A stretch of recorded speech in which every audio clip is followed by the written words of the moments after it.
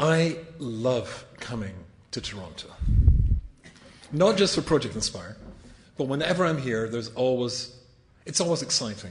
The first time I came to Toronto to speak, I got off the plane, and I, along with everybody else from New York, went straight through. And everybody had no problem going through, but there was a bunch of security guys, cops, with guns, machine guns even. And everybody got through, and one of them looked at me and he went, psh, like this. I said, pardon? Psh. He said, moi? I said, French. So I was put into the immigration hall, and it was about an eighth of the size of the hall here. And they had one of these snaking things. You know when you go to the airport, they got one of these things you can snake in them. And there was all these immigration officers sitting. It looked like a bank. It was like glass, with the tellers behind, but in actual fact, it was other security officers, and they had guns and bulletproof vests, although I'm really quite harmless. And there was one other person, and the other person looked as though he came from Pakistan or India or somewhere like that. And we stood there, and the security people just totally ignored us, immigration officers, and eventually a young lady looked up and said to the Pakistani fellow, come here. And he went forward. And the fellow next to her signaled to me and said, come here. And I stood next to him. And then they both went back to playing on their computer and totally ignoring us. Eventually the lady turned to the fellow from Pakistan and said, sir, I'm an officer of the Canadian government, and it's my duty to assess people's rights and legitimacy for being in Canada. I've made that assessment in your case, and it's my duty to inform you that I believe you've got no legitimate reason for being in Canada. You're therefore being sent back to New York. And he said, I'm not going. You can't make me go. I refuse to go. I'm staying. She said, sir, I don't think you heard what I said. I'm an officer of the Canadian government. I decide who enters the country. I've made the decision. In your case, you're not entering the country. I'm not going. You can't make me go. I'm refusing. I'm staying right here. Now, she must have pressed a hidden button.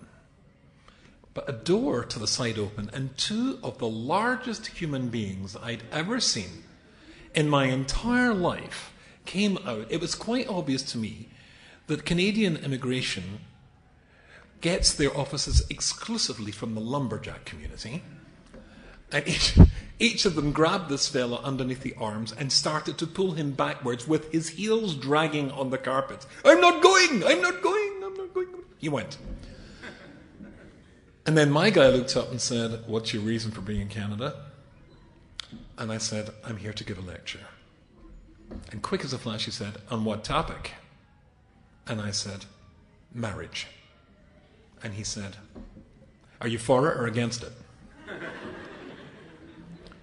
And I said, well, I'm married. He said, so am I. Are you for it or against it? And we both laughed. And he stamped my passport, and in I came. And about 6 months ago, again, I was in Toronto. And again, this time it wasn't a little sort of security room, but rather it was straightforward, like you normally arrive here, and there are immigration officers in little glass booths. There was 3. There was a sort of Indian fellow, not the same guy from before. There was a white fellow, and there was a black lady. And I was put into the line going towards the white fellow. And so I approached, and he said, because I'm used to the spiel by now, what's your reason for being in Canada? And I said, I'm here to give a lecture. He said, on what topic? I said, Judaism. He said, are you a rabbi? I said, yes. He said, I'm a Russia.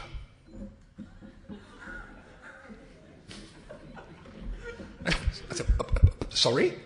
A Russia, you know, the Haggadah, the 4 sons, the Chacham, the Tam, the Sheni Dili Shoil. I'm a Russia.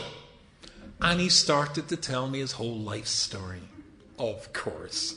Now, of course, there's thousands of people trying to get into the country. There's a whole big line behind us. His grandfather came from Liverpool in England, and he came over and he was a rabbi. But they didn't treat him very nicely in America, and then he ended up in Canada. And this guy, he's a Russia. And now he keeps nothing, and probably his kids keep nothing. And as we heard today, the tradition continues. I arrived at JFK, and they told me my ticket had been cancelled. I've got half an hour to get through here. And there's going to be, apart from the Blue Jays, thousands of people sitting waiting, what am I going to do? So I phoned Rabbi Irons, and he's phoning Israel, who made the booking through, I think, an organization called Orbitz. Have you heard of Orbitz? And so they're phoning, and they cancelled the ticket. What am I going to do? The rabbi says, you're just going to have to book any ticket. Just get a ticket. So I got a ticket. $870. Ouch! One way! But it turned out to be a first-class ticket. So whenever I come to Toronto, please book my tickets through Orbitz. I'm loving them. So, it's always lovely to come here. So tonight's topic is a very crucially important topic. We all know we've just heard exactly what we're here for and what we're trying to achieve. And so I have to tell you, just in case you don't know, because looking around here you're all rather religious, there is a massive and enormous difference between frum Jews and non-frum Jews. You've got to be aware of that. And you see that particularly acutely when it comes to animals, and particularly when it comes to pets. See, frum Jews tend not to have pets. I'm not talking hamsters and goldfish. We have them. But non-religious Jews often have pets and often have dogs. Now, if a Haredi person sees a dog, then the first thing they do is to reach for the nearest lamppost and start to climb it as quickly as they can. But non-religious Jews love pets, love animals. And I mention this to you because I was just recently in Florida for Sukkot at a very posh hotel called Hawks Cay in the Florida Keys. I'd never been to the Florida Keys before. And it was really very enjoyable time there. And there's a little beautiful large sukkah, and it was lots of frum Jews, 200 Haredi Jews there. And I was sitting at a table, we had 4 couples at my table, and from behind, one day, Chol Hamoed, there was a huge, as they say, geschrei. Ah! And I looked round, and there was a teenage girl who'd leapt into the air, followed by about 3 or 4 other teenage girls. Forgive me. Now, as soon as this happened, I knew exactly why. See, I used to teach in a Beis Yaakov school in Manchester in England, and particularly round about Sukkot time, if the girls were in the class and a bee or a wasp flew in, which of course just around Sukkot time, that's when they're very troublesome, the girls would go berserk. They're running about the classroom, you're trying to teach Torah, screaming all over the place. One of the teachers, a Mrs. Stefanski, very, very brilliant lady, she solved the problem. She invented something called a sponsored bee. What's a sponsored bee? Anybody here a teacher? This is genius. She told the girls that if a wasp or a bee flies near them and they don't panic, then they can go home to their father and say, I want £1 for tzedakah. And suddenly, the girls didn't panic when there was a wasp or a bee. It was the most amazing transformation. And so, when there was a huge scream at the table behind, I naturally assumed it was a wasp or a bee, as teenage girls started to leap all over the place. But it wasn't. It was an iguana. Do you know what an iguana is? It's a large lizard. How large? That large. And the girl was sitting at the table, and suddenly she felt something touching her leg. And she looked down, and there was a monstrous dinosaur. And she leapt into the air, followed by a lot of other girls as well. I think the girls had a point in this case. My sympathy was entirely with the girls. And not only the girls, but suddenly the men. Everybody's leaping into the air, screaming like crazy, and the whole sukkah went completely sugar. People are running about. And eventually, when they calmed down, the iguana had got to a wall and it was cowering there. An interesting thing about iguana, I don't know if you know this, when they are threatened, they puff themselves up. Do you know this? So the 4-foot iguana became a 5-foot iguana. That's quite big. And everybody, and the waiters are all running trying to get poles so they can kill the poor thing. But I am Scottish. Scotland the brave. And totally fearless, so I just walked to the front, grabbed it, and threw it out. And there was massive applause. This is on YouTube.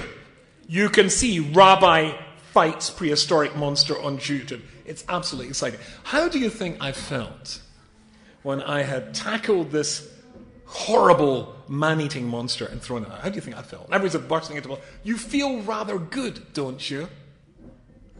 There's a Gemara. There's a Gemara it's in Sukkot and it's Daf Nun Beis. I'm sorry, I just thought I'd throw in a Gemara so you know I really am a rabbi.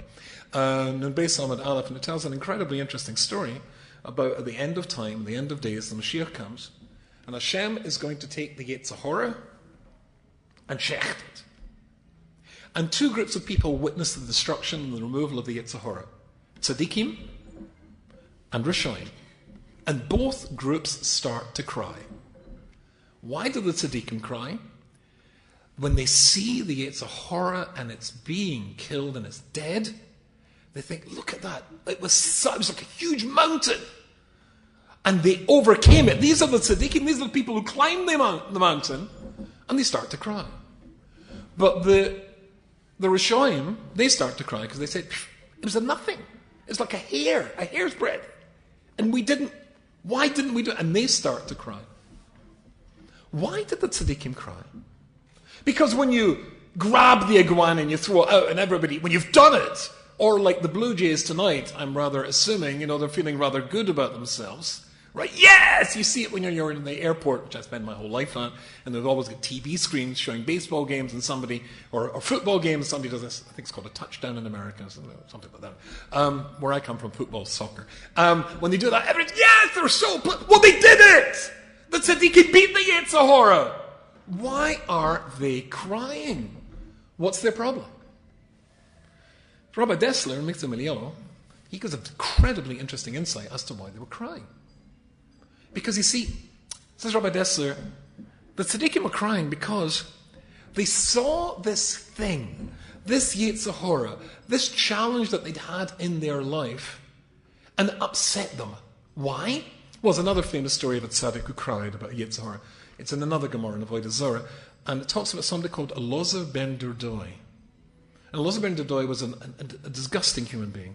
You would never mention his name in polite company. And he was a Baal Znus. And apparently he engaged in every sort of znus and every sort of immorality in the world. And once he heard of a particular person, a particular woman, and he went to engage in his particular znus, and he's just about to do the Avera, when a wind blows, and this woman, this Zoyna, turns around and says, the same way as this wind will never go back to the place that it came from, they'll never accept Elazar ben Durdoi if you do teshuvah. Sounds a little bit strange, no? I've never ever met such a person, such a lady, but I suspect, what did she say? You can almost hear the thumbs. Just like this wind will never go back to the place it came from. Elazar ben Durdoi will never accept you if you do teshuvah. Now, as I say, I've never met such a lady, but I suspect few of them have degrees in theology. Where did she get that idea from?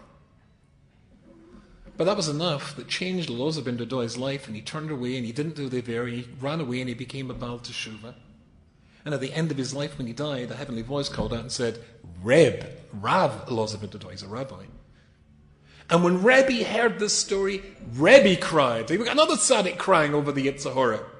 You see, there are two ways that a person can make a Kiddush Hashem in the world. There's the way that the tzaddik does it. The way that the tzaddik does it is he spends his whole life, or a tzaddik spends their whole life learning and teaching and doing acts of chesed, so that Hashem looks good in the world. And then there's the Baal Teshuvah, or the Baalis Teshuvah.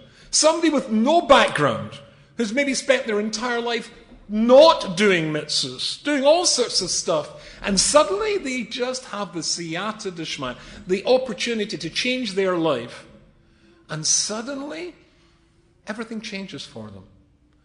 And everything in their life, which before was not such a Kiddush Hashem, becomes a Kiddush Hashem.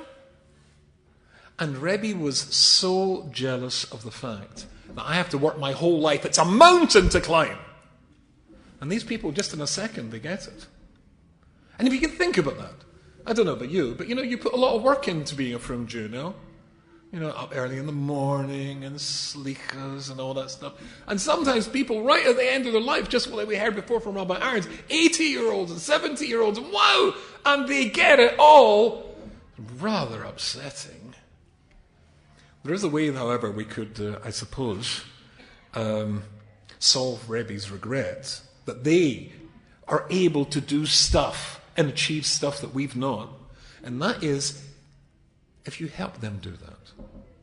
You might have to work your whole life. You might have to overcome an enormous mountain. But for such people, suddenly it's just a little thing. But you know what? If you help somebody, then you see it through their eyes. If you share in their experience, if you sponsor their experience, if you allow them to become who they could become, then not only have you struggled your whole life and achieved, but you've allowed somebody else to achieve that as well, and that would solve the problem. Let me tell you a story. This is a true story. A number of years ago, I used to live in Manchester in England. Well, I moved to a place called Brooklyn, to a place called Flatbush in Brooklyn 4 years ago. I don't know if you know Flatbush. It's got the same gematria as Gehenna. And if it doesn't, it should have. Anyway, so we moved out of there a short time ago. We're now in the Five Towns, which is nicer. Anyway, so we moved to Brooklyn, and well, good.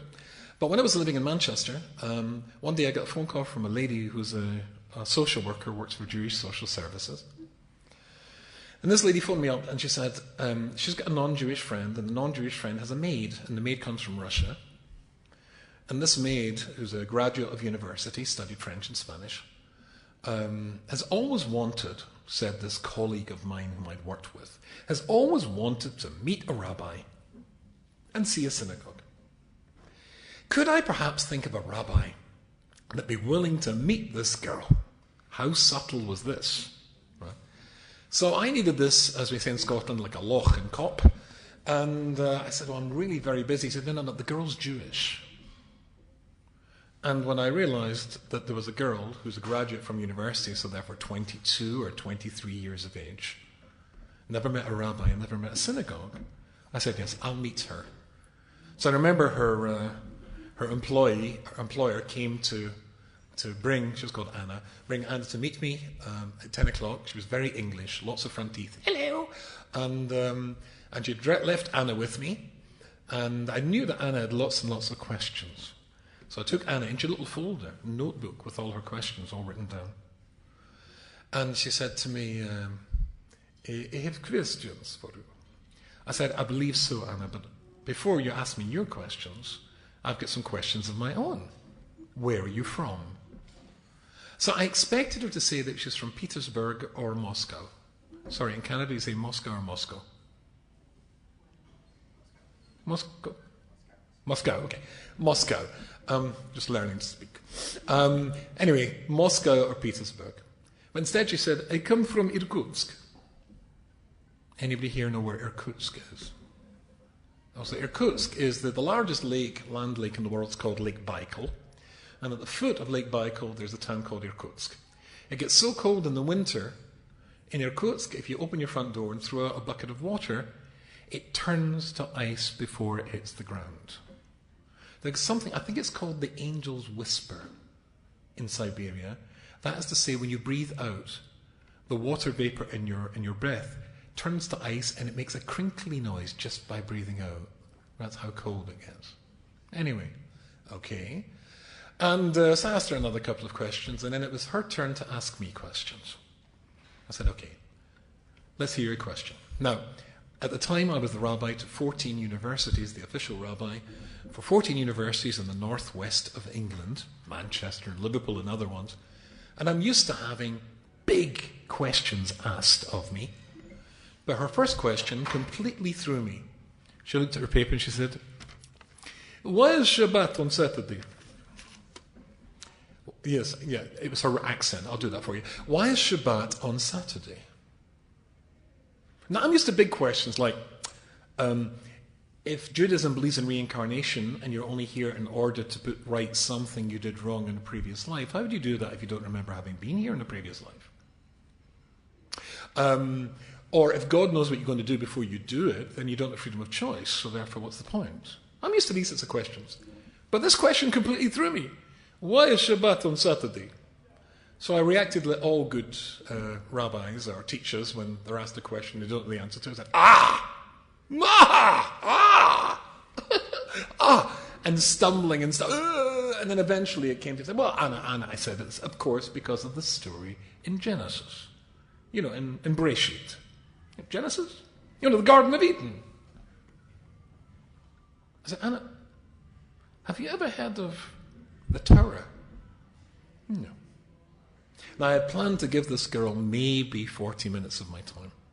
And here I have a young woman, 23, 24, intelligent. She's already got a degree, whose Jewish knowledge is that of a baby. So I introduced her to the Garden of Eden, and I told her about Adam and Chava. I told her that the Torah Shebeksav is a meaningless book without the Torah Shebal Peh.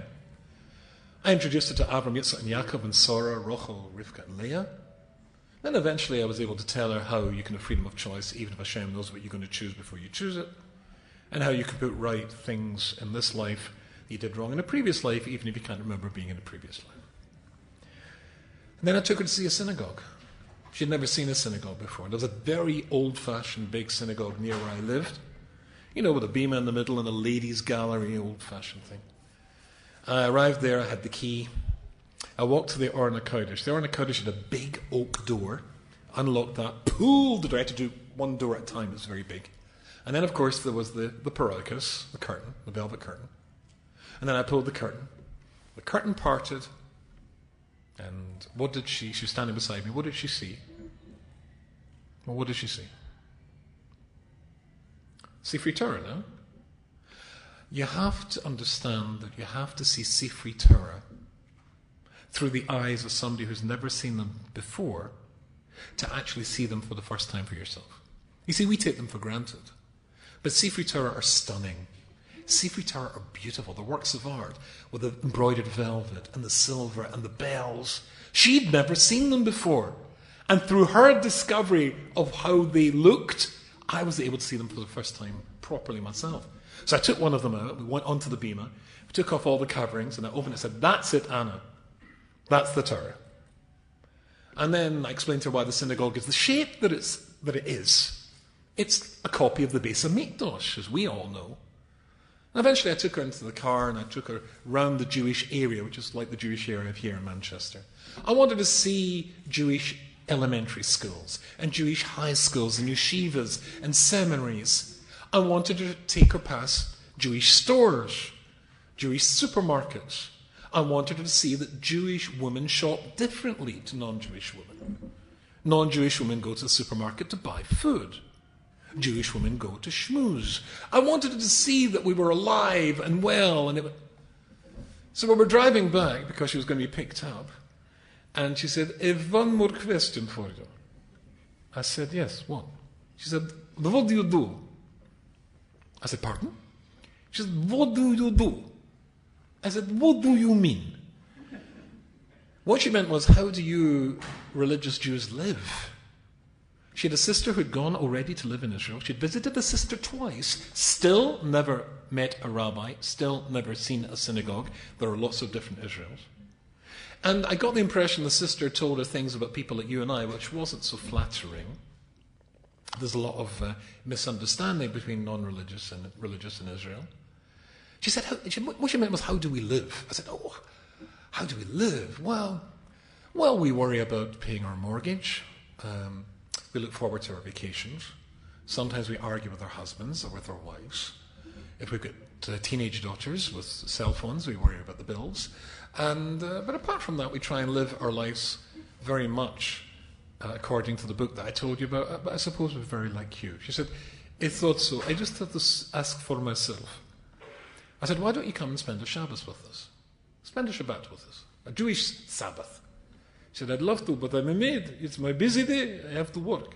I said, "Okay, come for a meal during the week and eat some kosher food." So she said she'd love to. And I waited for the phone call that never came. A bit disappointed. Instead, I got an email. This was the 30th of November, 1999. And it said the following thing. "Dear Rabbi YY, hello. How are you? I hope you're fine. How is England?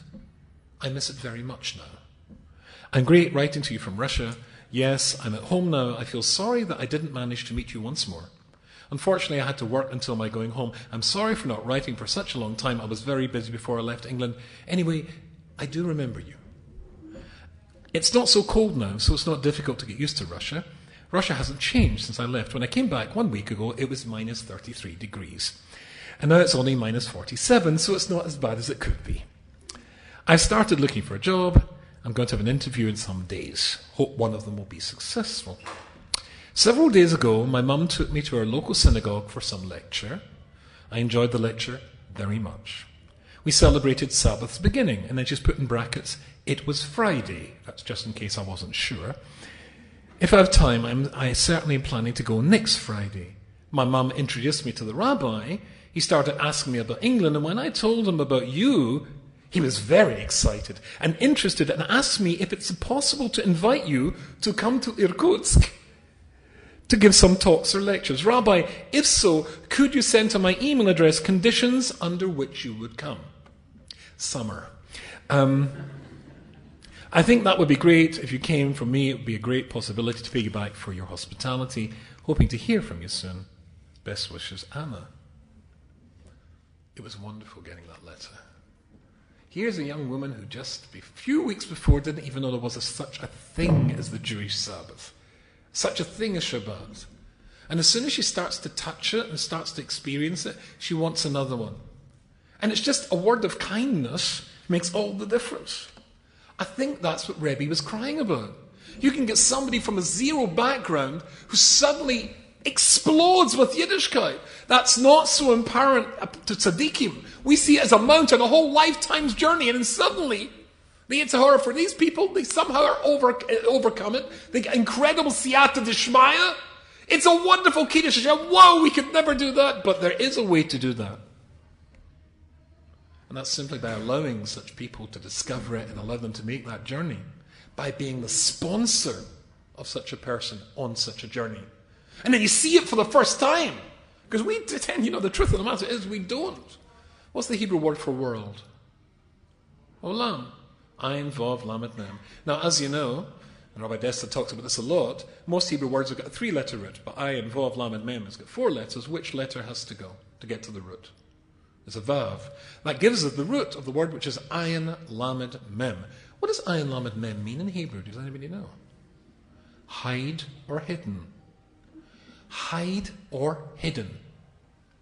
And if Hashem wants to create a world in which there is freedom of choice, as Rabbi Dessler, then by definition he would have to hide the reality of his existence away, otherwise you would have no freedom of choice. Imagine a Jew goes into a McDonald's. He goes up to the counter and he gets his Big Mac and his Coca-Cola. The first time I gave this example at university in England, I said his Big Mac and his Pepsi. One of my university students said, they don't serve Pepsi in McDonald's. People are nudging him, I've heard from my non-Jewish friends. But anyway, I just want you to know how I know that it's Coca-Cola in McDonald's. Anyway, so the fellow goes and he sits down at the table and he takes a sip at his Coke and then he puts his Big Mac to his lips. And suddenly, there's a great big white shimmering angel standing in front of him. And the angel says, Cohen? Cohen goes, the angel says, Kosher? The angel takes the Big Mac, throws it on the floor, picks up Cohen, slaps him in the face, don't do that again, Cohen, and disappears. It's good, isn't it? Yeah. Thank you. You can come to all my shurim. Now I want you to imagine that you were Cohen. Gentlemen, would you buy a second Big Mac? Don't be shy. Would you buy a second Big Mac? No? No? Sorry, it's a non-Jewish answer. All Jews want a second opinion. I think you'd be saying to yourself, I've been working too hard, I've been drinking too much, I've not been getting enough sleep. It can't possibly have happened. Your Big Mac is on the floor. Your cheek is smarting, but nobody else has seen this. So you laugh at your stupidity, you go and buy another Big Mac, you sit down. You take a sip of the Coke, you put your Big Mac to your lips, you hesitate for a split second, then you laugh, clearly imagination. You open your mouth and suddenly, are you deaf, Cohen? The angel takes the Big Mac, turns it into crumbs, picks up Cohen, punches him in the nose. Don't do that again, Cohen, and disappears. Now, if you've been listening very carefully, you'll now know that when an angel appears, it goes beep, and when it disappears, it goes boop. But leaving that aside, would you buy a third Big Mac? No. Because the consequences are so obvious to you. If Hashem is going to give you Bechira, he would have to hide the reality of his existence away. Does that make sense? And our life, we tzaddikim, we frumers, is a whole life of, as it were, that big mountain of, as it were, seeing Hashem in our lives. And the more you look, the more He'll help you know that He's there. After all, it's like hide and seek. And we call Him Avinu Malkeinu. He's the father. How does a father play hide and seek with a kid? So you've got a 4 or a 5-year-old. So what happens is, the father says, okay, I'm going to hide my eyes, and you go and hide yourself. I'll count to 10, and then you go. And so what happens is the father counts very slowly to 10. And the little boy, who's 5 years of age, runs about looking for a place to hide. Where's he going to hide? Behind the couch. So he hides behind the couch with his legs sticking out. 10! And the father looks, and there is the little boy with the legs sticking out going, So what does the father do? He goes, where is David? I don't, maybe he's in the closet. And he goes over to the closet. No, he's not there. Maybe he's behind the chair. No, he's... Now, the little boy's jumping up and down. You can see the head going up. Where could David be? Eventually he says, maybe he's behind the couch. There's David! Now we change the roles. Now the father's going to hide and David's going to count to 10. Dads tend to be better at hiding than 5-year-old boys. So Dad hides in the closet behind the coats. David counts to 10. 1, 2, 3, 4, 5, 6, 7, 8, 9, 10. He looks, no Dad. Where is Dad? Behind the couch. David goes and looks behind the couch. No Dad. In the closet. Looks in the closet. Dad's behind the clothes. No Dad. The chair. Not behind the chair. Then what does David do? Cries. Oh! What does Dad do? Yeah, Dad sneezes. Dad just finds that he simply can't control the loudest sneeze the world has ever heard. Achoo! Right? David's behind into the closet. There's Dad's feet. Ta-da! If a person is trying to find Hashem, he'll give you the hint, the clue that you're on the right track. It'll be a sneeze. And that's the general rule of things. But Rabbi Dessa says something brilliant. When it comes to Shabbat, when it comes to Shabbos, Hashem ain't hiding anymore, or He's hiding much less. What does it say? Shabbos v'yinafash. V'yachol Shemaim v'oretz v'kol tzva'om v'yachal alikim b'yom hashvim v'kol matar sharaso v'yishbois b'yom hashvi. And He rested b'yom hashvim mikol malachto asher. So from everything He did, what did He do during creation? Created a world where He's hiding. Where is He hidden? He stopped doing that in Shabbos. You can feel, you can touch, you can see Hashem on Shabbos in a way you'll never ever otherwise see Him. Except, of course, you brought up from. If you brought up from, you might just take it all for granted. Shlomo Melech called it mitzvahs anoshim milamoda. You just do it because everybody does it. Unless you've got a pair of eyes there who've never seen it before. And then you start to see Shabbos the way we all should see Shabbos. Because we frumers, we take it for granted. Because we were brought up that way. But you should have seen Anna Maroshova's eyes when I opened that paroichos and she saw Sifri Torah for the first time. I saw Sifri Torah for the first time. And when you get somebody standing beside you who's never experienced Shabbos, and they touch Shabbos, you start to, it's a gift to yourself. You start to touch Shabbos and feel it for the first time in your life. Or rather, more, perhaps, than you've ever done before. And that's a madriga, something completely new. How do you do this stuff? Well, I have to tell you that Rabbi Aaron sent me the guide, the Shabbos guide that helps you to feel confident enough to invite somebody who isn't frum to join you in Shabbos. I honestly have never seen such a well-produced, and having spent a lifetime involved in Kiruv Rechokim, or 50% of my time involved in Kiruv Rechokim, I've got a bit of experience in this. I think it's absolutely fabulous. There's like good advice, like make sure you take the person you've invited to a show that's friendly to a non-frum person, starting off. You know, the Makitziv as a ladies shouldn't be too, barbed wire and electrified and all that sort of stuff. It's got to be a little bit more gentle than that. It says there, make sure the Seder's in English. I would add to that, make sure that the cedar that your guest's using is the same cedar that you're using, the Art Scroll cedar, so they can simply copy the page number. Let them feel good about this. And I have to tell you, I've got a very close friend called Rabbi Professor Dr. David Gottlieb, who teaches at Orsamea. He's an absolute genius.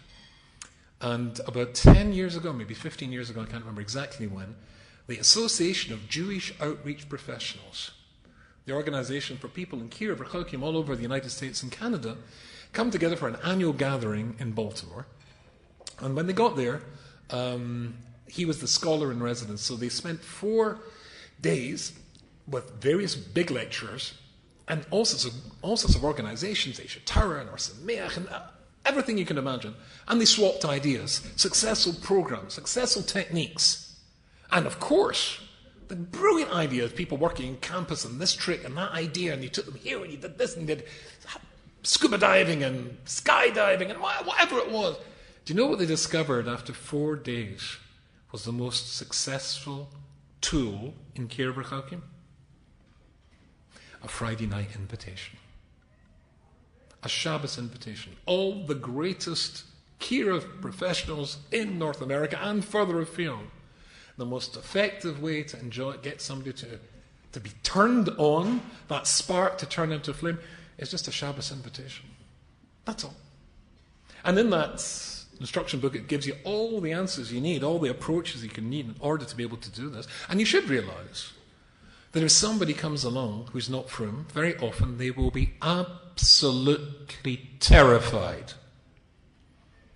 Absolutely terrified. When I got married to my late wife, Elaz Shalom, when I was 40 years ago, 40 or so years ago, I come from Glasgow in Scotland, which you probably heard from my fabulous accent. And Glasgow is not a particularly religious place.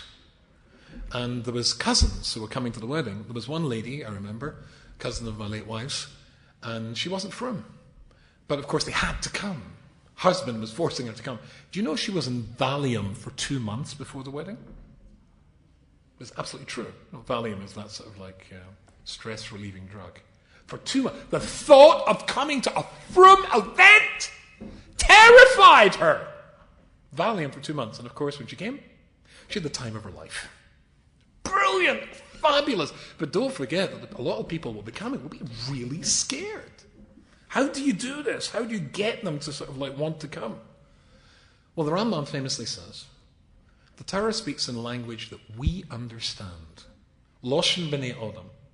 When it says Hashem saves Klal Yisrael with an outstretched arm, guess what Hashem doesn't have?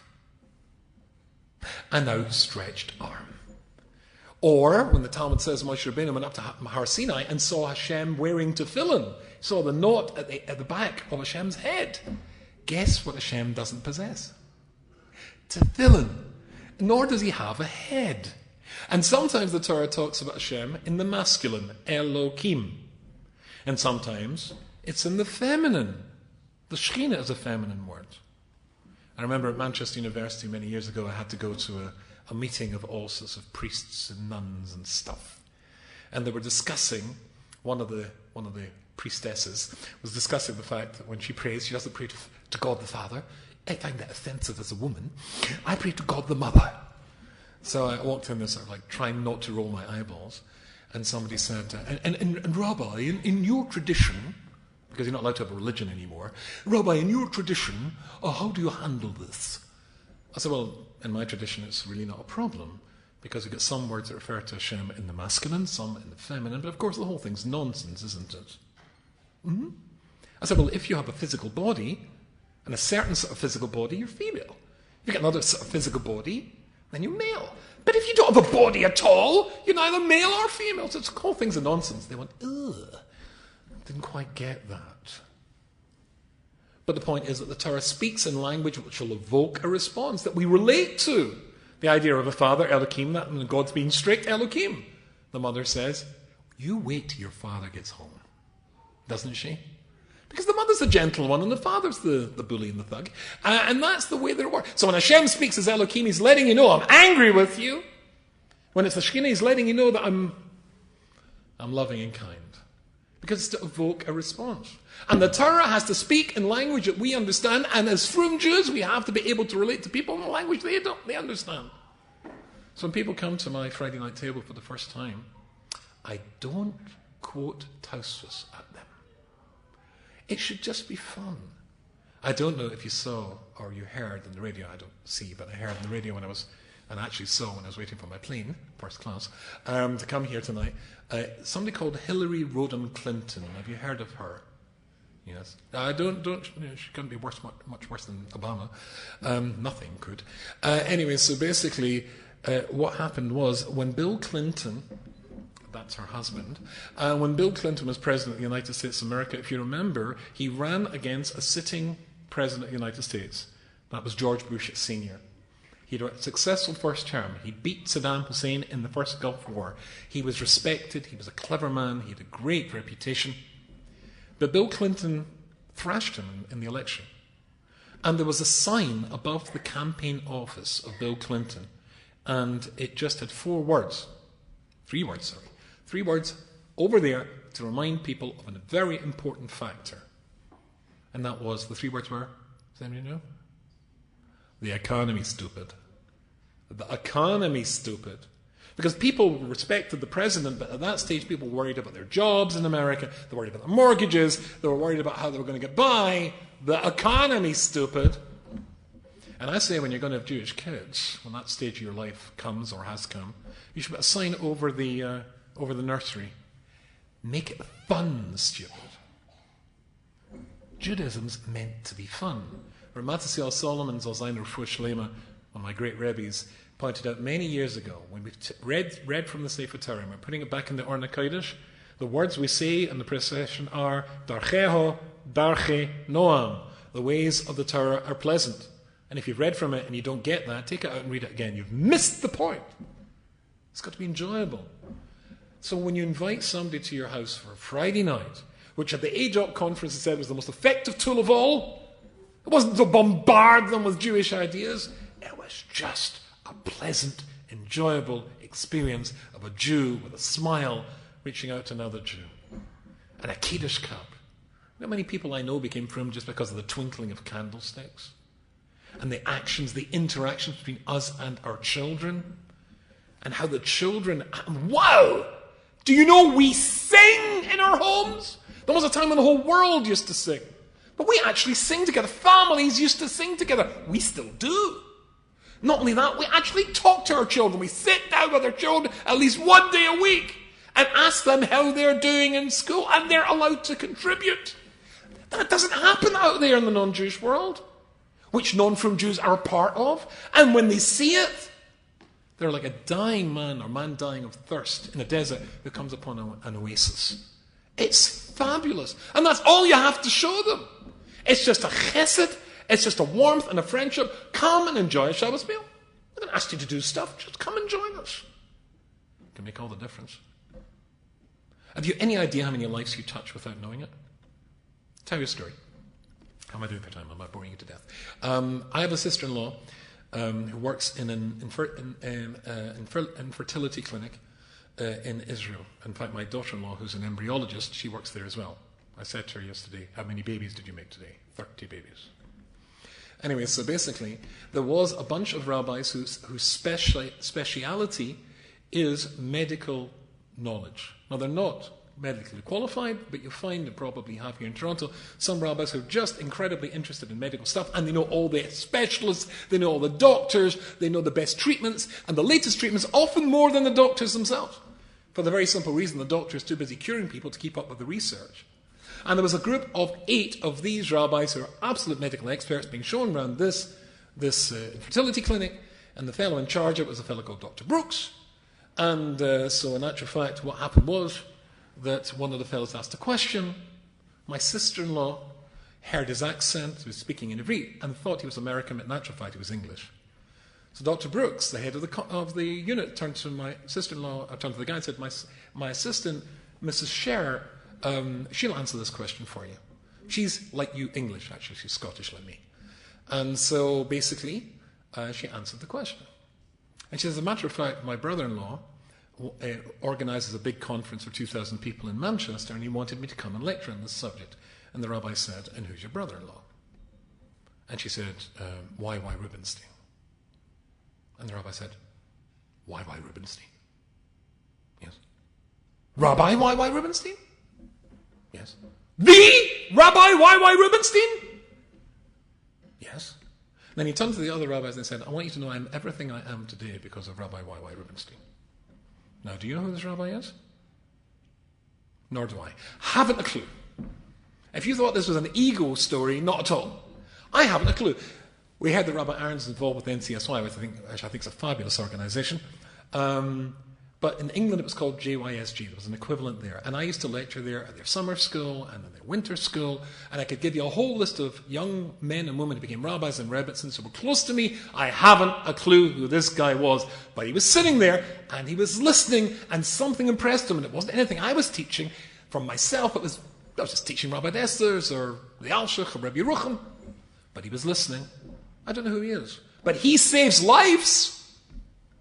You can touch a life which saves other lives just by being a nice person. Just by dispensing with the nonsense that none from Jews aren't friendly, or we don't care, when in actual fact we care a lot. And it's an astonishing thing that the frum chelik of Klal Yisrael, who suffered in the Holocaust more than anybody else, most of the German Jews, the assimilated Jews, most got out.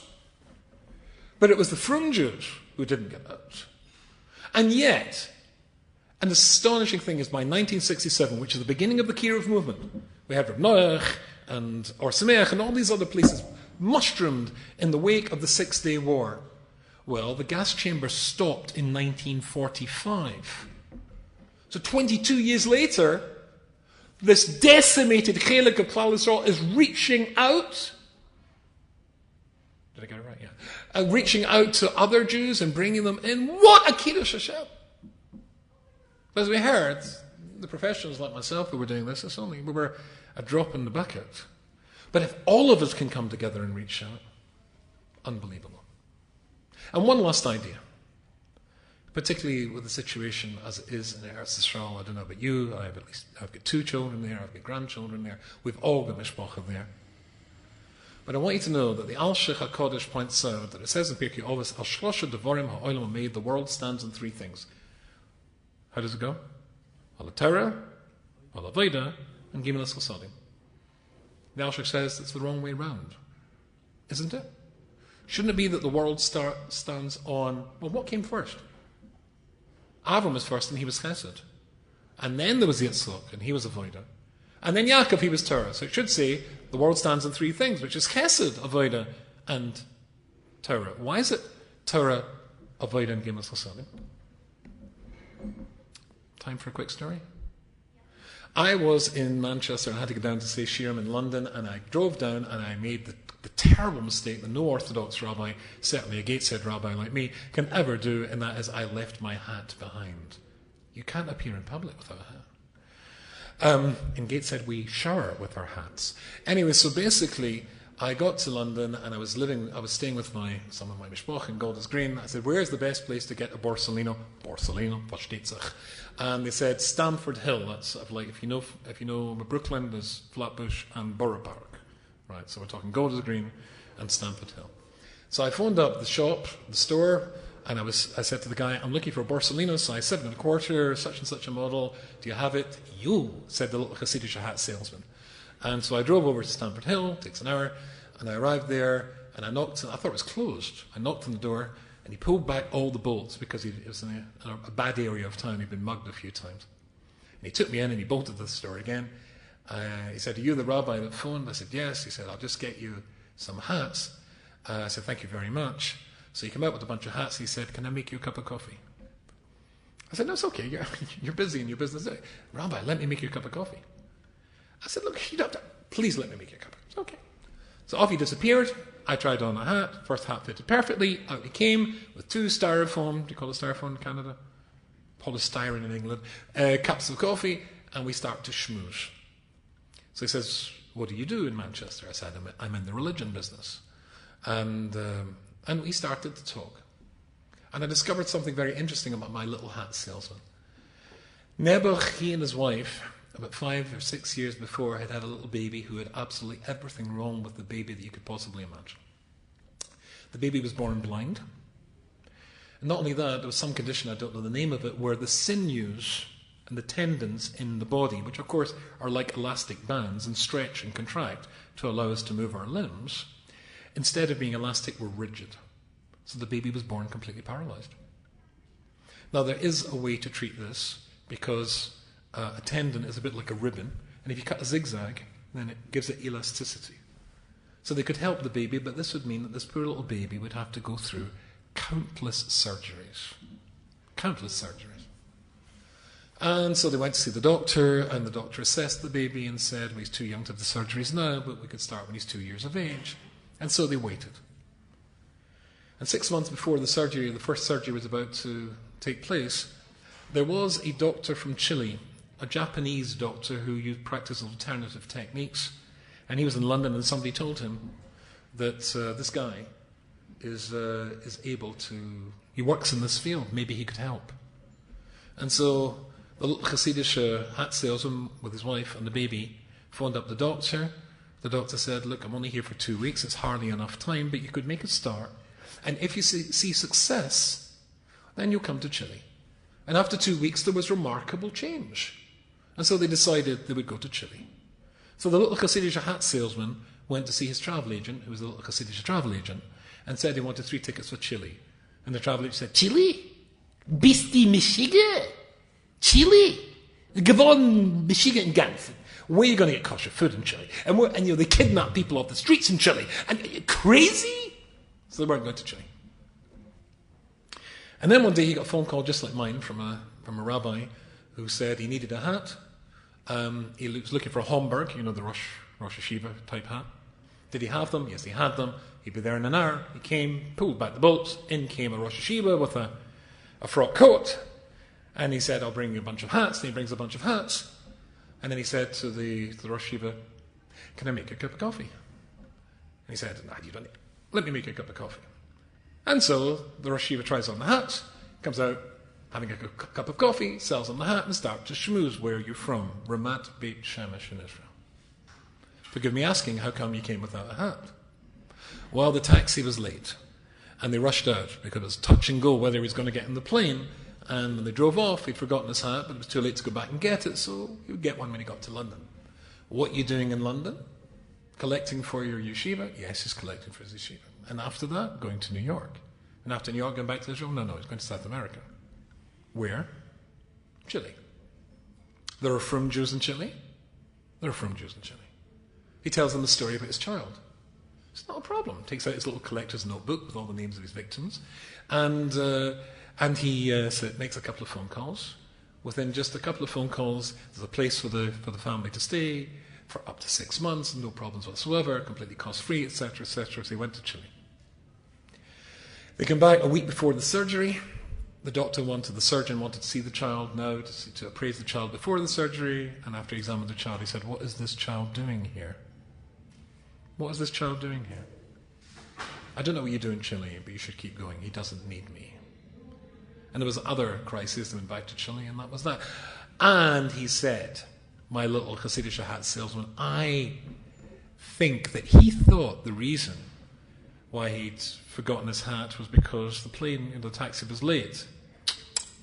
I think Hashem made the taxi late so that he would forget his hat, and he would come into my shop, and I would hear the story, and my child would be saved all the agony of all these operations, as would myself and my wife. And I think he's right.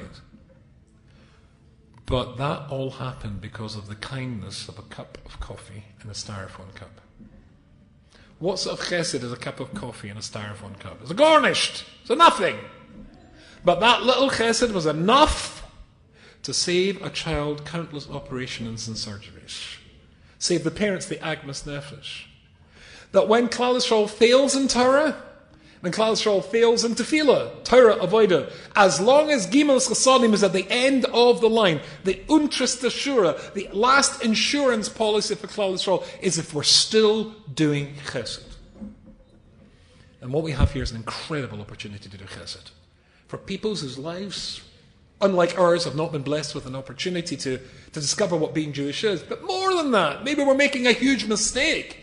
Maybe they'll come to us for Shabbos and give us so much more. It's a partnership between us and the rest of Klal Yisrael. And the Rosh Paskins, why when you made Kiddush on Shabbos, if somebody comes who hasn't heard Kiddush, why am I allowed halachically to make Kiddush for you? The language of the Rosh is because if that person out there hasn't heard Kiddush, there's a bit of you that hasn't heard Kiddush. Because we're all one family. Kol Yisrael, a raven zen is there. We have brothers and sisters literally out there who've not had the brachas that we've had. This is a chance to give it to them. But we might be surprised. In that little chesed, the schusim, that it could flow to us immeasurable. Not just in 10 years' time you have produced a rabbi, a rebbe, and somebody saves lives. And you didn't even know. The truth of the matter is they might be giving us by coming to us for Shabbos. Giving to our children who are coming to us for Shabbos much more than we are giving them. And as I said, it's always great to be in Toronto.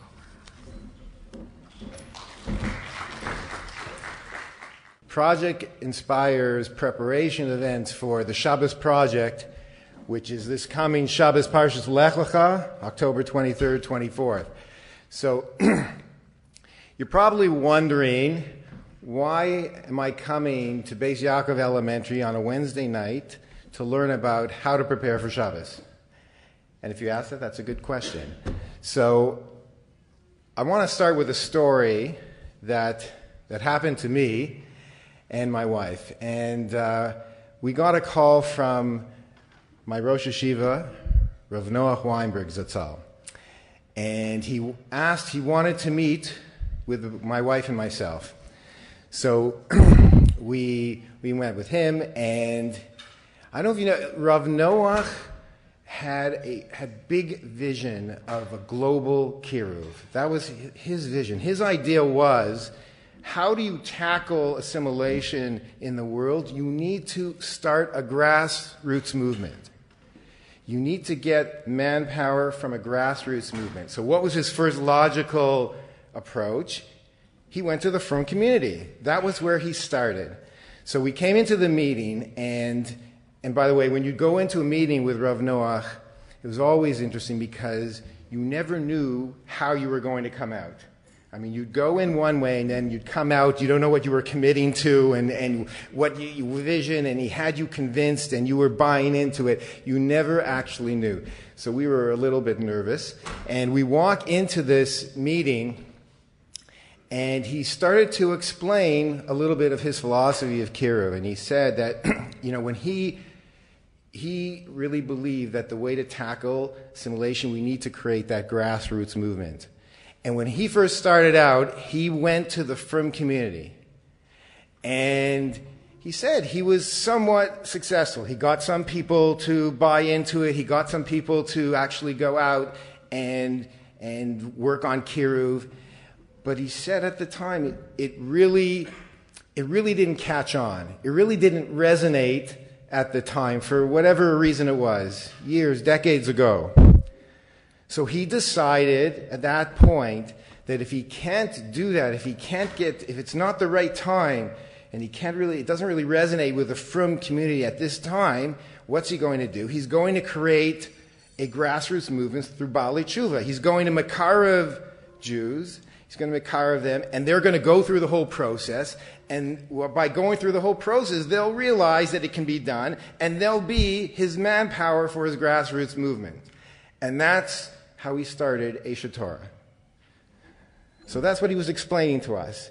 And we were saying, well, so Rav Noach Weinberg started Eshet Torah only after he first wanted to start on the frum community.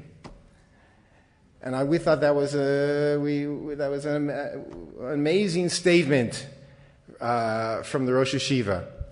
And he said to us, and he basically looked us in the eye, and he said, even though back then, at that time, perhaps it wasn't the right time for some reason, now is the right time. We have to start something now. And that's when they started, Eshet Torah began and put together the plan for Project Inspire. And Rav Noach really believed in the Frum community. He really believed them. He felt they were the key to really helping battle assimilation. So, reminds me of a Dvar Torah that I saw that Rav Dessler said in the Michtav Meliyahu. So, if you ever wonder, why is it that there's billions of people in the world and they all have different faces? They're partsufim. Everybody has a different face, different nuance. Even twins, they have even twins, after a while, you could tell the difference between twins. Why is it that a Kadosh Baruch Hu created the world, every single person, there's no person who has the same face? So Rav Dessler, he quotes the Medrash, he quotes Chazal, and he says, Kashem shepartzufehem domim, just like everybody are einam domim, just like everybody's faces are not the same. It says, Kach deoseim einam shavim. So too, their thoughts are not the same. So Rav Dessler goes on to explain about that why is everybody created with a different face? It's to reflect the fact that everybody was given a special potential to reveal Hashem's beauty and reveal Hashem's kavod in this world. Everybody has that potential. And that's what we have to believe. That's why it's not up to the kiruv workers. We think kiruv's up to the kiruv workers. Everybody has their own special potential that they were brought into this world to, that they can reveal that beauty to somebody else. And Rav Noach used to call it the sleeping giant, awakening the sleeping giant. That's what the name was before it turned into Project Inspire. Because we are the giants. We each one of us, you don't have to be the kiruv professional. We each have that potential. It's all within us to make that difference, make that impact. And that's what Rav Noach taught us. And that's what Project Inspire is all about. That's why we're having this event tonight, this preparation event, as well as one on Sunday as well up north with Rabbi Eli Mansour. And it's all to help us to energize us in order that we can really reveal Hashem's beauty and His kavod in this world. We all have that ability and for this coming Shabbos project, and that we should feel the confidence to reach out, to invite somebody over for a meal for the Shabbos project, not as an end in of itself, but as a tool to create a relationship. So that's what we're doing here tonight. That's what Project Inspire is all about. So now I have the honor now to introduce Rabbi Leib Irons. Rabbi Irons is our Director of Community Activities for Project Inspire.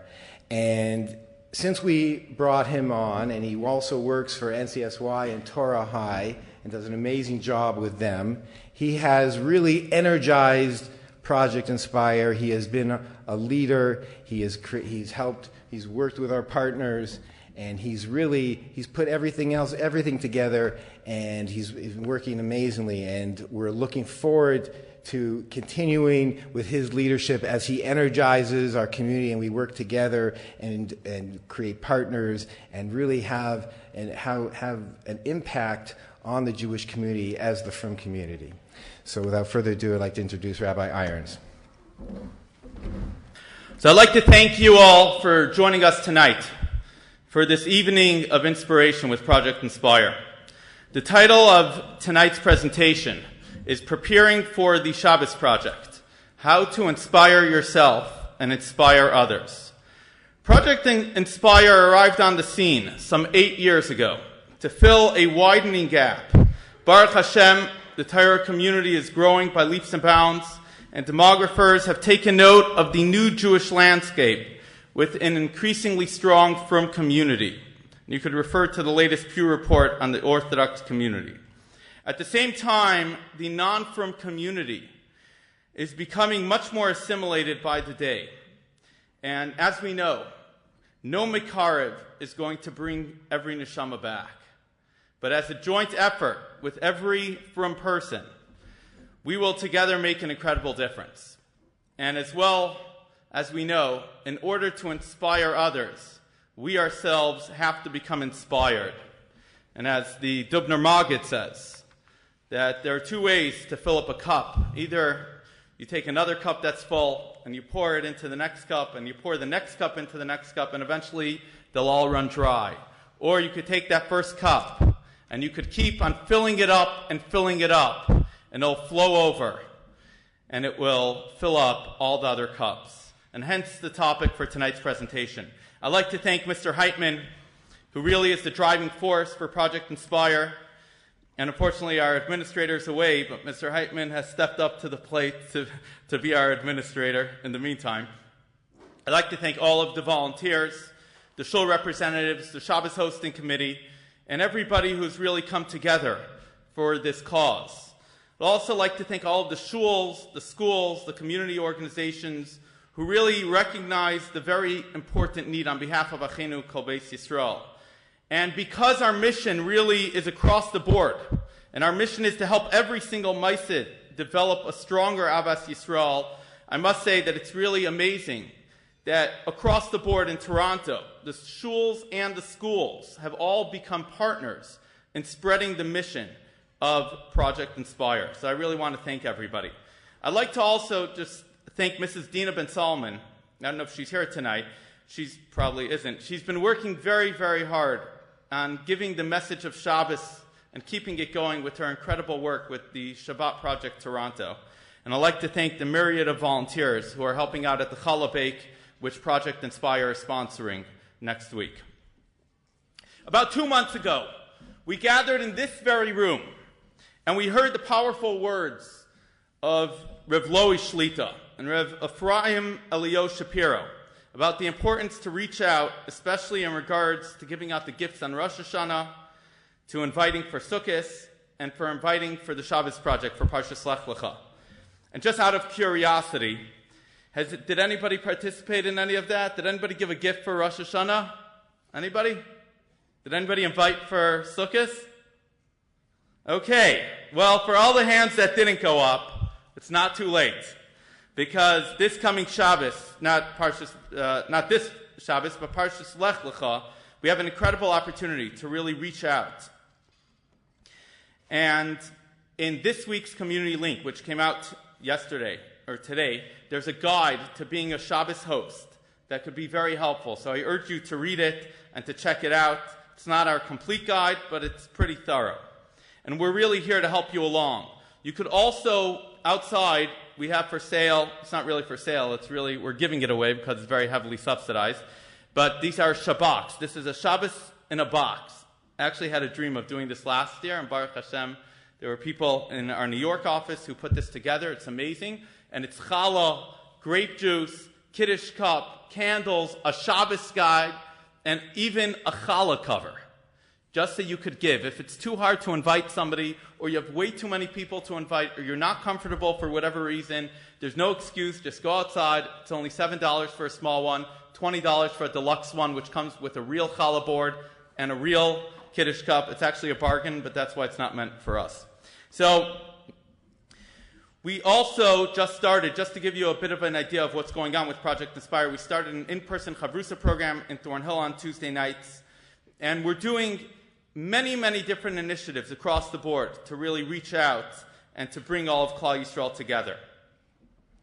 Just a short Dvar Torah before I introduce Rabbi Rubinstein. So this week's Sedra Parshas Noach ends with Abram and his family going to Haran. And next week's Parsha is obviously Parshas Lech Lecha. And as we know, eventually Abram goes there. And together with his wife, Sarah, they left with Es HaNefesh Asher Osu B'Charan, and Rashi writes it refers to the people who he was Megayer along the way. And the Gemara of Avodah Zarah, the Gemara in Avodah Zarah, Daf Tes Amud Aleph, tells us, it quotes a Tanit Ve'Eliyahu, that human history, many people are familiar with this Gemara, human history is divided into 3 eras of 2,000 years each. So the first 2,000 years is an era of emptiness. The second period is the era of Torah. And the third is Yemais HaMashiach. And that's the time that it's most mesugal for Mashiach to come. That's our time now. So the Gemara asks, how's it possible? If you do the math, the Torah was given in 2448. So how could you say that it was a full 2,000 years of Torah? It was missing the first 448 years. So the Gemara answers that it begins with Esan Nefesh Asher Asu B'Charan, that when Avram was 52 years old, that's when it happened. That's when the Torah was considered to have been given. And so Avram was born in the year 1948.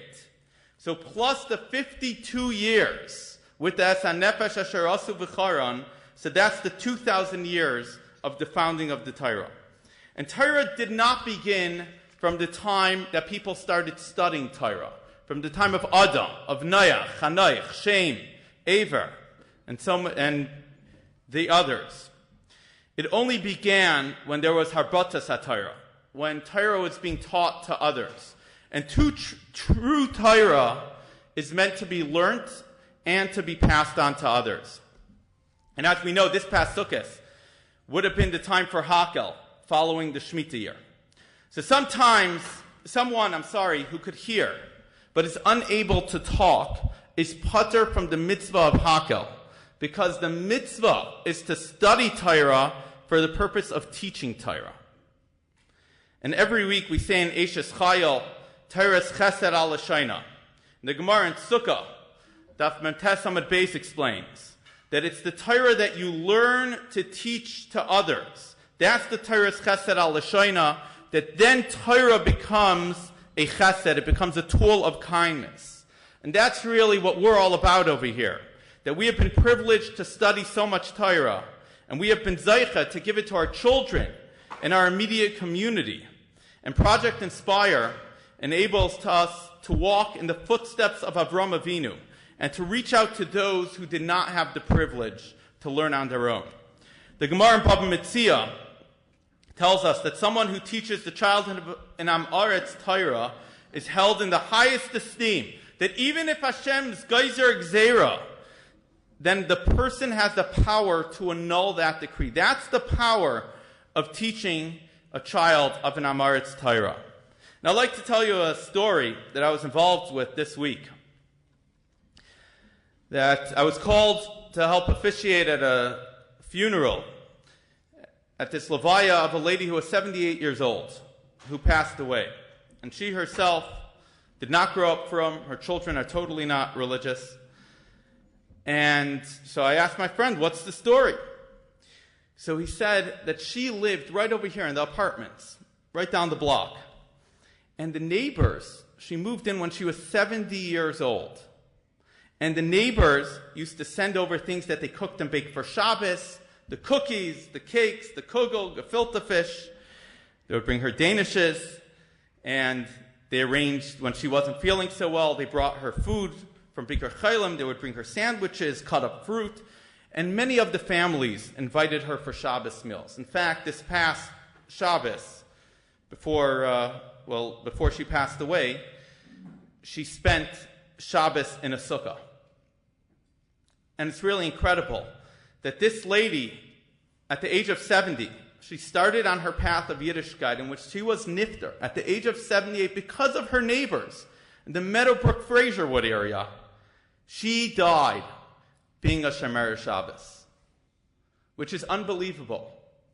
That here are people who are not there, even I don't think to be Makar of her necessarily. Somebody taught her Hebrew, and she started going to Shiurim, but they were just there to care for her. So if you have anybody in your building who's under 78 years old, don't tell me that there's no hope left, because it's unbelievable. And what's shocking is that at the Levaya, you have the family, who unfortunately many of whom are not even Jewish, and you have an entire group of Kyle Yungalite, of Rabbeim, of so many others who were there as well. It was really an incredible sight. So that's just the message. I'd like to introduce Rabbi Rubinstein. Rabbi Rubinstein is a world-renowned author and speaker whose Torah, insight, and humor has enabled him to inspire tens of thousands around the globe. I had the privilege to spend this past Tisha B'Av with him in my father-in-law's shul, the Westmount Shul in Thornhill, and it was an incredible, if you want to say an incredible Tisha B'Av, but it was definitely a very meaningful Tisha B'Av like none other. It was pretty incredible as well. So we're delighted that Rabbi Rubinstein has agreed to take time from his busy schedule to join us for this important gathering. And I want to tell you how important it is that the Satan, just like when Avram went for the Akedah, the Satan in the last minute decided to cancel his ticket. So in the airport, when he's about to get his ticket, he calls me that they had canceled his ticket. But no worries, we got him here on a first-class ticket, and he's flying back also first class, so he'll come back again. So it's interesting about Rabbi Rubinstein. I don't know if he knows this even, and it's not a Sheva Brachas, but the Gemara in Chagiga, Daf Tes Amud Beis, tells us that it's Einei Daima, that you can't compare somebody who learns 100 times to somebody who learns 101 times. And the difference is that somebody who learns 101 times is considered that an Oved Hashem. And it's quite fortuitous that our speaker tonight, Rabbi Rubinstein, his full name is Rabbi Yehuda Yaina Rubinstein, and Yehuda Yaina is the Gematria 101, a true Oved Hashem.